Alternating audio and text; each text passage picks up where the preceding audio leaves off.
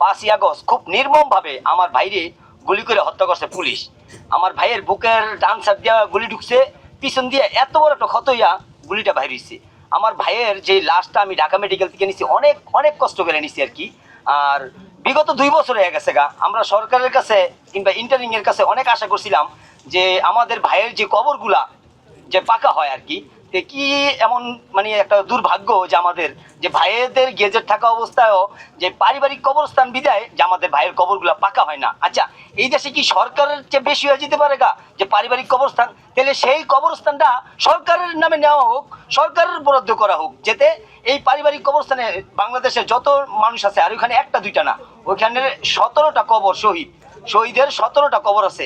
এই 17টা কবরই আজকে পাকা হইতেছে না। মাউতেল কবরস্থান যে এটা পারিবারিক বিদায় এটা পাকা হইতে দেয় না, কিংবা একটা নিম প্লেট লাগাইতে দেয় না। কি একটা দুর্ভাগ্য! আমরা শহীদের ভাইয়া আজকে যে রাস্তা কান্দি, আমাদের মারা কান্দে।